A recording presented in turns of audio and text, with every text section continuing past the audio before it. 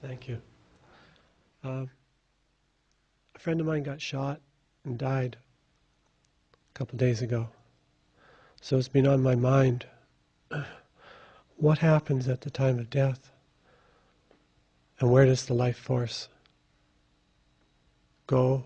What is the transformation? Thank you. Thank you.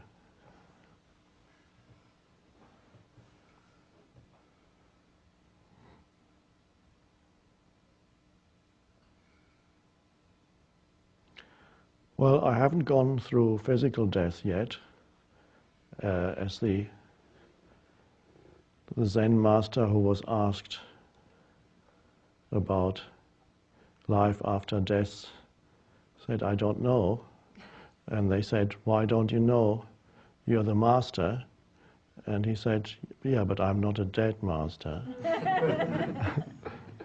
But I've gone very deeply to what one could call death to identification with form.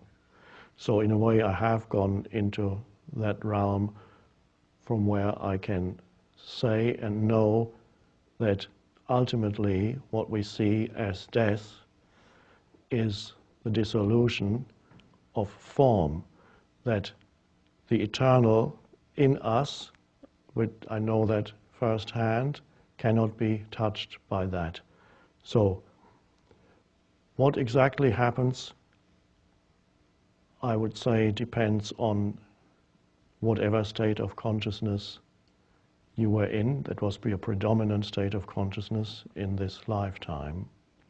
If in this lifetime you were continuously identified with form, your body, or the psychological form of me, that means consciousness, this expression of consciousness, was still in a somewhat dreamlike state, which is identification with form. And you can easily extrapolate from that if the tendency of consciousness to identify with form was still there, which in other ways the awakening had not happened. This tendency will continue, there will be further identification with form, and the process will continue as the consciousness that is not yet fully awake will continue to identify with form again, and then gradually come to a place where awakening happens. Or if there has already been a disidentification from form in this lifetime, then you can extrapolate from there that the compulsive urge to identify with form and to seek another form or another cycle of form identification, this compulsion to seek further experiences through identifying with form then would either be much weaker or be completely absent, in which case the consciousness that you are is no longer bound to this realm and will not seek to re-experience the realm of form. But in either case, you really, I can tell you that all is well. It does not really matter whether this person now needs further experiences of identification, in which case this will happen, or whether he's already free of this urge, in which case he will move on and live in a realm that we can't even conceive of from where we are here. I get a sense deep within in the forms of what that is, but we don't need to talk about it here. All we know is nothing. This is the beginning of A Course in Miracles, which is the entire Course in Miracles summarized in 2 lines. Nothing real can be threatened. Nothing unreal exists. Herein lies the peace of God.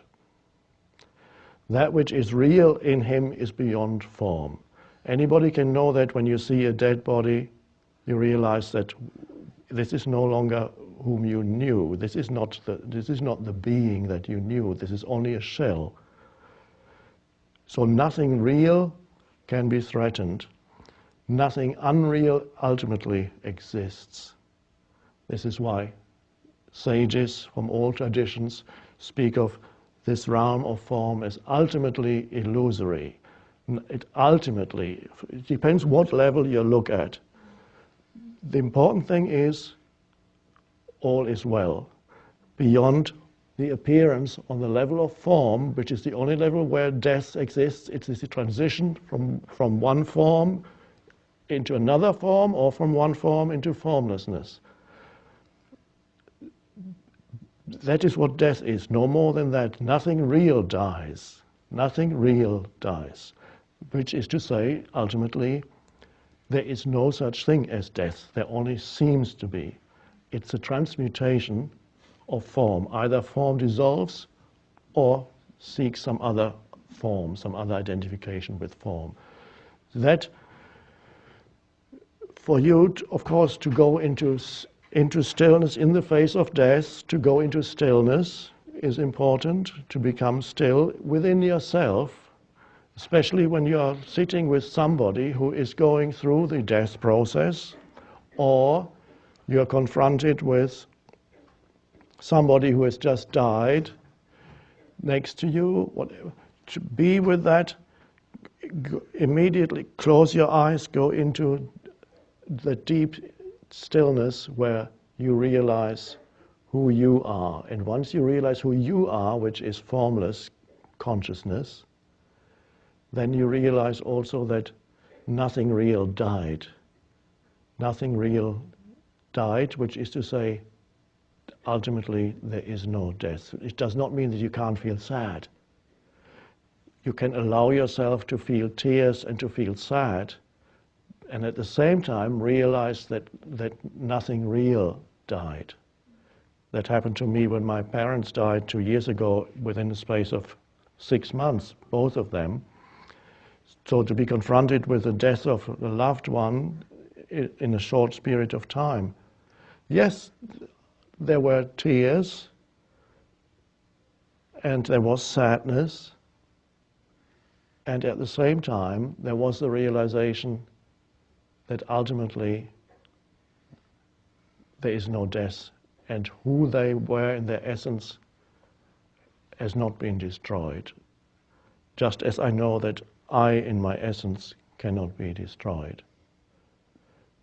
And so that comes from that. It comes from self-realization or self-knowledge, the realization that the other also is beyond death. That's so you can have the coexistence of, yes, on this level, there is a place for sadness and mourning and tears. If it happens, it comes in waves. You may have noticed, usually if somebody close to you dies, the sadness comes in waves at you. And then you cry, and then it leaves you, and then comes another wave. And even when the wave comes, there can be an undercurrent of peace. So you're not totally in that emotion. You're not totally consumed by it. It exists there in your own spaciousness. And the spaciousness underneath the emotion is the peace. And it's only from that inner peace that you can realize the truth behind death.